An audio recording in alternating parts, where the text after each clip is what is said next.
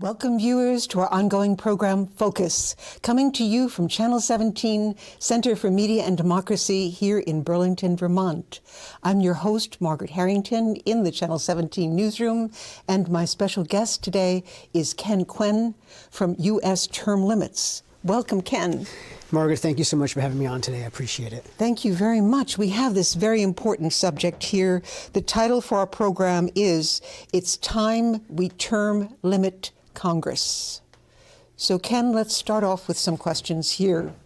Would you start off by telling us about the term limits for Congress legislation that is being supported by some bipartisan legislators here in Vermont? Yeah, we have some real exciting news. Just to kind of give folks a little bit of a background of what this issue is about, we're trying to get the states to propose a term limit amendment on Congress.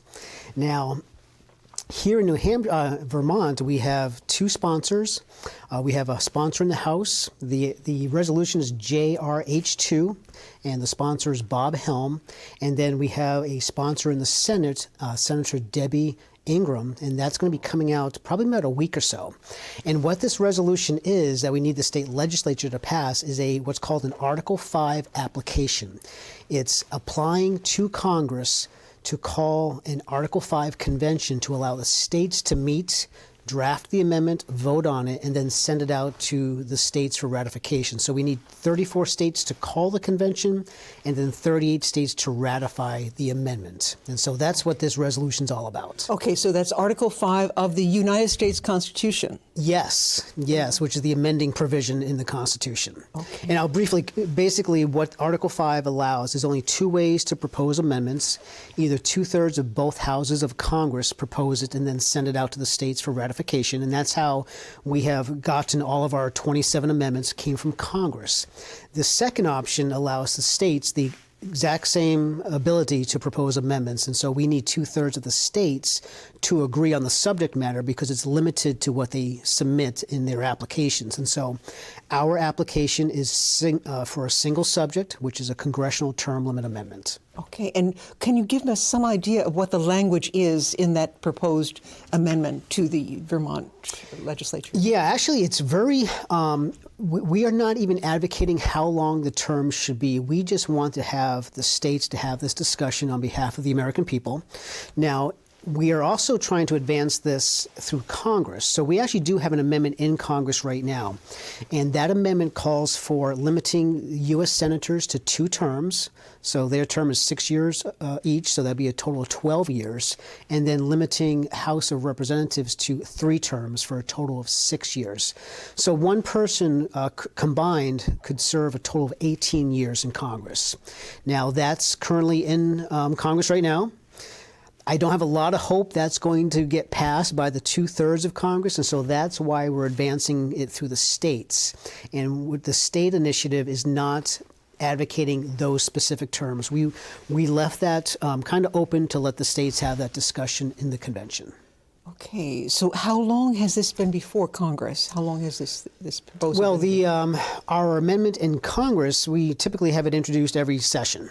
And like I said, this year we did have a committee hearing on behalf of this amendment. I think it's been 20 years since we've been able to get a committee hearing.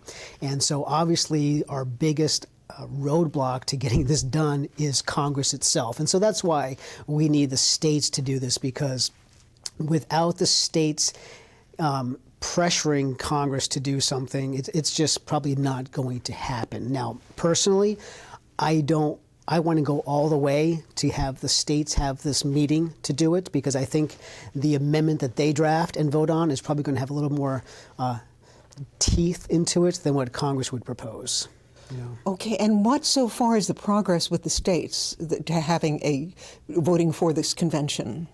Yeah, well, the process is very interesting. These applications, they're called Article 5 applications. It requires 2/3 of the states to submit or basically it's a passage of a resolution by the legislatures. So we need today 34 state legislatures to pass these on the same subject matter. Now, there's been over 400 of these applications passed by the states. Now, they've never gotten to that critical mass of 2/3. It came very close a few times for the 17th Amendment. The 17th Amendment, which is the direct election of senators, was proposed by Congress, but it was because of the pressure the states put on through this process. They got within 2 states shy of calling the convention to propose it themselves, and that pressure prodded Congress to do it. So right now, there are 15 state legislatures that have submitted an application to Congress on this subject matter. Okay, now that brings us to what is the major resistance to U.S. congressional term limits? Well, number one would be Congress. They don't like this idea. You know, the people, the American people, 82% in a recent poll, 82% of the American voters want term limits on Congress. And that polls high with Republicans, Democrats, Independents, across the board. It's really a very popular subject. Now, back in our history, back in the 1990s, 23 states actually passed laws, most of them at the ballot box by the people, to put term limits on their own members of Congress in their states. And unfortunately, what happened was, in the case against us, it was U.S. Term limits versus Thornton. The U.S. Supreme Court ruled against those state laws, overturned all of them, and ruled that the only way this can be accomplished was under Article 5 of the U.S. Constitution, either by Congress or the states. Okay. Yeah, so we're pushing it both ways, and I'm very excited that we have this in the Vermont legislature. The Senate resolution is going to be coming out probably next week, and so if you're out there listening and watching, we need your help. We want to get this passed. This is a reform that is desperately needed for the American people. Washington, D.C., Congress is broken. It's dysfunctional. And we need to send new people with fresh ideas down to D.C. and get things done that need to get done. The incumbents in Washington who have been there for decades continue to kick the can down the road on really important issues. And the problem is they seem to care more about their reelection and maintaining power. And this will help break up that backlog that we have. Well, can you tell people here in Vermont, voters here, what we can do about the resolution, the pending resolution? Well, yeah, the first thing you could do, I'd really appreciate it, is sign our petition at termlimits.com. That's important because that's how I'm going to communicate with everybody in the state. Once you sign that, you'll be in our database, and we only use it to communicate through email.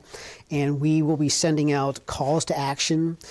We'll be doing probably events at the Capitol, definitely public hearings. We're hoping to get a public hearing here in Vermont in the Senate and the House so that the people of Vermont can come and share in front of the members of the committees why they want this. And so we are going to need as many people in Vermont as possible to send the emails to their legislators asking them to pass this and come on out to the Capitol to testify.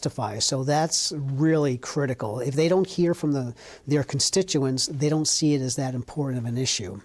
And so we just got to make some noise. And the website is www.termlimits.com. Termlimits.com. Yeah. Okay. And the petition's right there on the front page. Okay, great. Yeah. So, and how do we get to this? How did we, in our history in the United States, our short history, how did we get to this being acceptable that politicians have lifetime positions in the U.S. Congress? How did this come about? Yeah, it's fascinating history. Part of it has to do with our lifespans. Lifespans have greatly increased over the decades due to technology. And, back in the old days, people didn't live to 70 and 80 all that often. So, but what happened was, our first Constitution had term limits. Back then, they called it rotation of office. So the Articles of Confederation had rotation of office. Many of the state constitutions had rotation of office, term limits. And the reason for that was the founders believed that anybody who holds a seat for too long, it gets to their head. And it becomes more about maintaining power and influence than doing the will of the people. And so they saw rotation of office, or what we call term limits today, as probably the number one way of protecting our freedom and our liberty and not letting it turn into an elite aristocracy. Unfortunately, what happened is over time, it's human nature.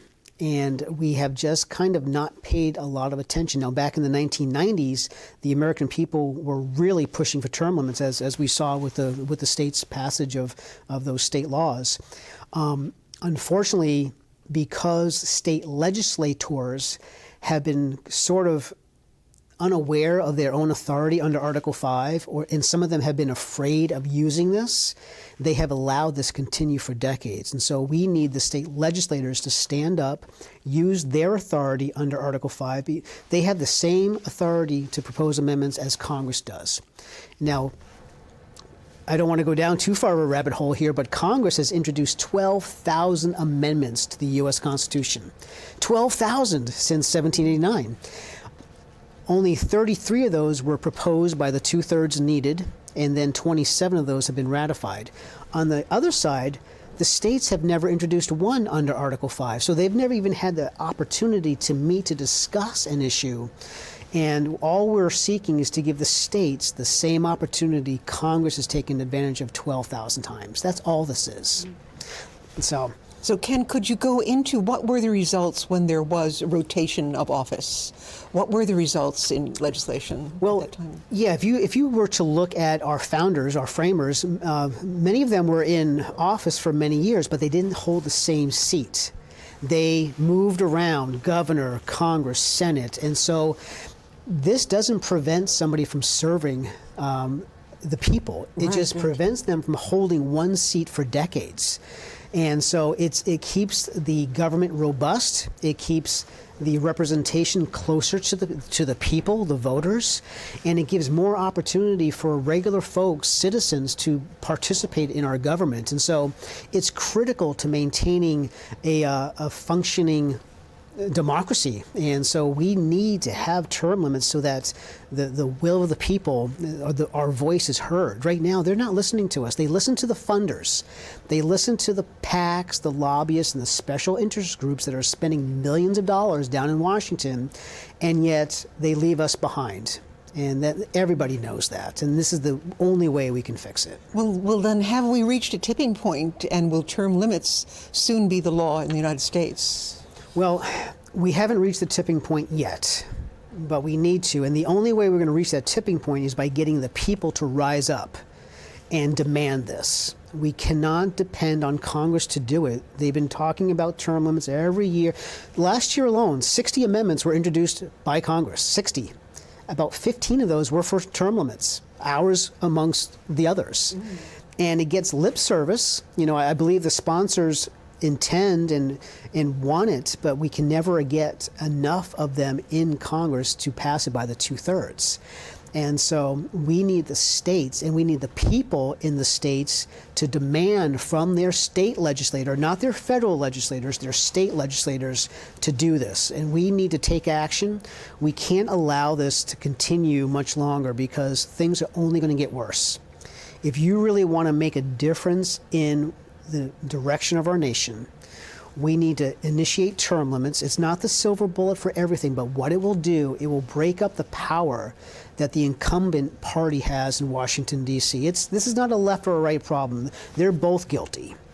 It's those in power that are controlling everything.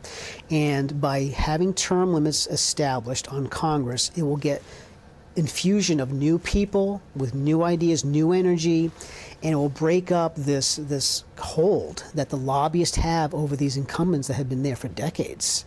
And so I'm excited about it. I think it's going to be a tremendous reform, but it's going to be a very heavy lift. Once we get close to calling this convention, the amount of money that's going to be spent to stop us is going to be overwhelming. And it's going to be a tough battle, but we can get it done. We've done it once before with the president. We have term limits on the president. That's the 22nd Amendment. And I want to mention that briefly because next week on February 27th is National Term Limits Day. We started this last year as a way to educate the folks, the people on this effort, and we chose that date because that's the date the 22nd Amendment was ratified in 1951, which put 2 terms on the U.S. president. 1951. 1951. That's within a lot of our Yes. our lifetimes. So. Yeah, yes.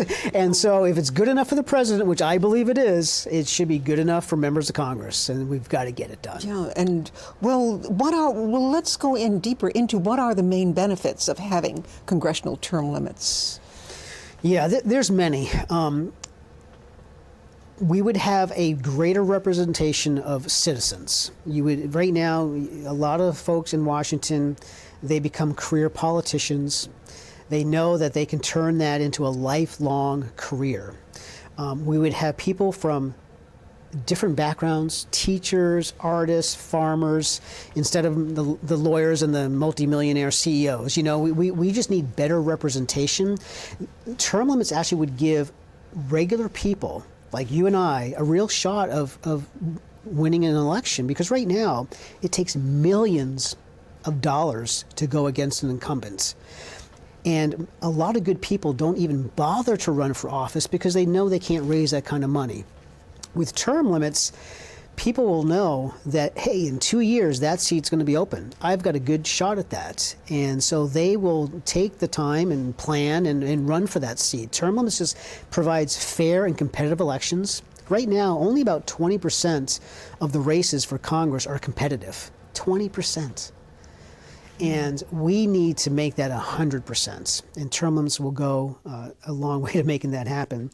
We will get new people with fresh ideas. We will break up this hold that the big corporations have, the PACs, the lobbyists have on these individuals in Washington, D.C.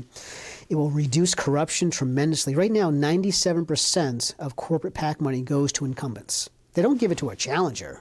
They give it to the people that they've been owned in their back pocket for decades. And so we got to change this corrupt system. We have to change the structure of it, and that's what this will help accomplish. Well, going back a little bit into the history, like 1951, Yes. the amendment limits the presidency to 2 terms. 2 terms. And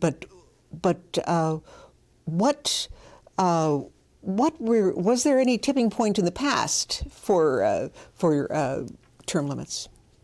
Well, I would say the 1990s was the tipping point. That's when 23 states tried to put it on their own members of Congress. 22 states passed laws to put term limits on their state legislatures. So the 1990s was really when term limits. Okay, the state legislators. Congress and the state legislatures. Yeah. And right now, out of those 22 states, 15 of those are still in place. So some of the states overturned their term limits.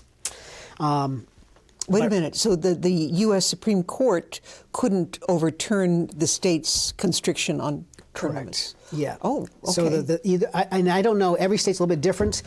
Some of those states, it was done by the legislature. I believe some required an amendment to their constitution. So every state's a little bit different. Now, I'm from Maine. We have term limits in Maine on the state legislatures. Basically, it doesn't ban them for life. They have to serve, I think, 4 terms in the House, then 4 terms in the Senate. They have to sit out for, I think, 1 term, and then they can go back and hold those seats again. Now, so currently we have 15 states that still have term limits on their state legislatures. Now, what's interesting, there was a report that came out, I think it was the Mercadix, I forget the name. It was a report on the fiscal ratings of the states, all 50 states. Of 4 out of the top 5 of those states have term limits on their legislature. Now, I'm not making the connection that term limits make a state more fiscally responsible, but what I'm saying is it doesn't just, what we hear often is that, term limits are bad for a state. It's the end of the world. It's simply not true. It's just simply not true. It allows more people to participate in the government. And what's good about that is once they're out, they have to now live under the laws that they passed. And so we have more people. Think about that. If we had a lot of people going to Congress knowing they had a short amount of time to get the job done and then had to return to live under those laws, I think we'd see a lot of different laws being passed or not passed. Right now, they've got it kind of cushy because they're kind of protected. And so we need to change that. Yeah, it does seem like a big machine politics that has been in place for a very long time. Yeah. I'm excited, though. We can get this done. And what's great about it is this is something that the people want. You know, out of all of the issues out there today, this is probably the number one issue that can unite everybody. Because everyone sees the dysfunction in Washington, D.C. They're frustrated with Congress.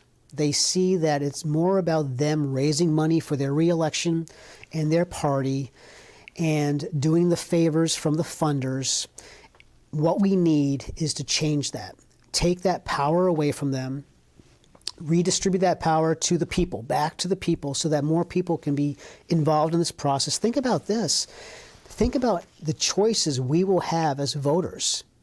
Every time there's an open seat election, we're going to have, instead of the same 2 people running for that seat, we're going to have maybe 10 people in a primary, you know, and so it's going to increase the competition and hopefully increase better candidates over time for us. And so it's really a win-win for everybody. Okay, and it's not about, there's no possibility of eliminating money from the whole process. Well, not completely, but it will greatly reduce the amount of money spent right now, because it's right now they are so holden to the lobbyists and the PACs because they have to get reelected. And they get caught up in this vicious cycle of constantly running for reelection and raising money for that. You know, 60 Minutes did a great report. It's called Dialing for Dollars, I think it's called, on YouTube. Just Google that. 30 to 70% of times by members of Congress is spent raising money for their party or their reelection. Mm-hmm. With term limits, money will not be such an issue because they're going to be there for a short period of time and then they're gone. The lobbyists are going to lose the impact that they have on these people, because we're going to be crashing the shores of Congress with new people all the time. And now the lobbyists, instead of owning them for decades, they're going to have to actually defend their issue and sell their issue on the integrity of it and the importance of it than just buying them off. That's the importance of this. So it will go a long way to reducing the amount of money in politics. Okay, so Ken, you've presented this very clearly, that we are in a kind of crisis about term limits, that it seems to be accepted by the great populace because we are uneducated about the possibility of actually having term limits. So. Yeah, I'd like to give the voters hope. You know, we can do more than just elect people.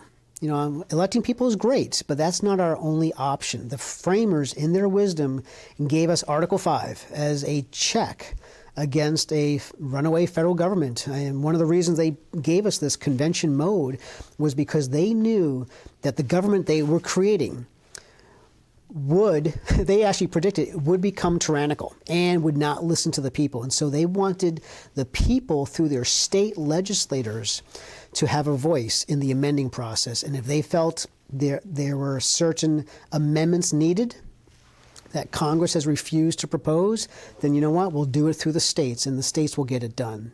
Because only the states can amend the Constitution. They're the ones that have the power to ratify amendments. Congress can't ratify. Congress can only propose. So why are we leaving it up to Congress to always be the one proposing if they're the problem? If they're not listening to us, why do we think they're going to give us the solution? So it's time that we turn to the states and advocate our legislators to pass our term limit application, to pass other applications that are out there that can really bring necessary reforms to our government. Mm-hmm. So what is your plan as the regional director of U.S. term limits today? Well, my plan ultimately is to get to this convention and have the states propose this amendment. That's my long-term goal. In the short term, I cover 17 states, and I was sharing with you earlier, Margaret, how I've got like 10 states that are active right now, so I'm going to be doing a lot of traveling. I'm very excited that Vermont is introducing the resolution. It should be coming out, I think, next week, and that's why, for your listeners, please email me, or first go to our website, sign that petition. I will be sending out notifications of the resolution, the calls to action. If they want to help me, I need help. We need grassroots people in the state. I live in Maine. It's a little bit of a drive for me this morning, about 3.5 hours. So we need local people to volunteer, to come alongside me and help us get this done, because we can do this if we get people involved. Okay, and you're meeting with, who is that again? Actually, I have a meeting. I'm heading to the Capitol right now to meet with Senator Debbie Ingram, who is our Senate sponsor. And that's going to be coming out hopefully next week, the resolution. And as Senate sponsor, she will introduce this proposal? Yep, she's introducing the resolution. Representative Bob Helm has already introduced it in the House. So we're going to have it in the House and the Senate this year. And we want to have the committees call at least a public hearing so we can have the people of Vermont come and speak on behalf of this issue. Okay, and then the process would be a public hearing from the committee. Well, what is the name of the committee? Oh boy, I think it's Government Operations on the House. I can get that for you. Okay, but, okay. If you just look up JRH2, that's the resolution. It'll show you which committee it's been assigned to. Okay. So how the process works is, once the committee will have a hearing where the public is allowed to come and testify. Yeah. And usually, every state's a little bit different, but most states will typically vote on that resolution or that bill a week or so afterwards. Not always, but in Maine, that's how it's usually done in my state. So some states, if it passes the committee, then it's straight to the House or the Senate for a vote, a full floor vote, and then the process starts all over again in the other body. Okay. Right. Some states, even if it doesn't pass the committee, it still may get a vote. In Maine, everything gets voted on in Maine, even if the committee didn't recommend it. So we need to get to a hearing here in Vermont. We need to pass it. There's absolutely no reason. Vermont actually passed an Article 5 resolution a few years ago for a campaign finance amendment.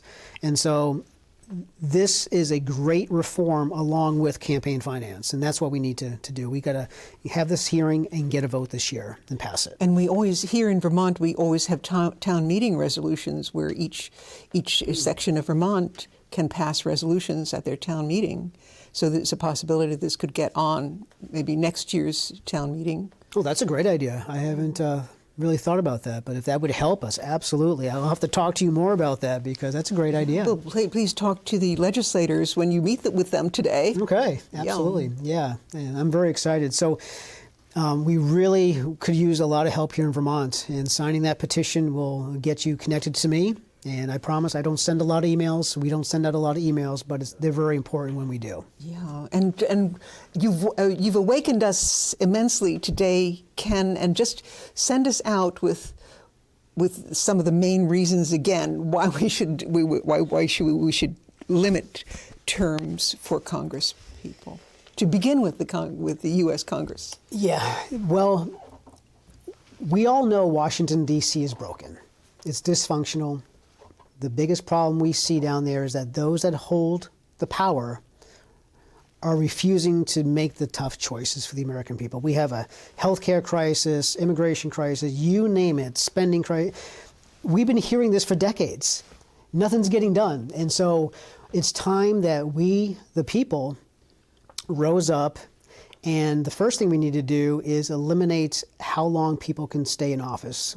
It can no longer be a career for people, a lifelong career. And what term limits will do is reinvigorate this government of ours. We'll have the ability to send new people with fresh ideas. More people will participate. The voters will have more options. And through that, we will then have enough people down in Washington who will tackle the tough issues because now they're free. They know, hey, I only have a short period of time to get this done. I'm going to get it done. They don't become trapped on this vicious cycle of having to raise money to win their reelection. We got to end it. It is time to end that. Only term limits can get that done. So we would really appreciate your support. Go to termlimits.com, sign our petition. My email address is there, I think on the screen, kquinn@termlimits.com. If you want to help, there's a volunteer tab. Fill out the survey. That's a great way of getting connected with me, and I'm looking forward to working with you, and let's pass this in Vermont this year. Thank you, Ken Quinn, U.S. Term Limits. All right. Thank you, Margaret, for your time. I really appreciate it. Thank you, viewers, and thanks, Channel 17. Goodbye for now.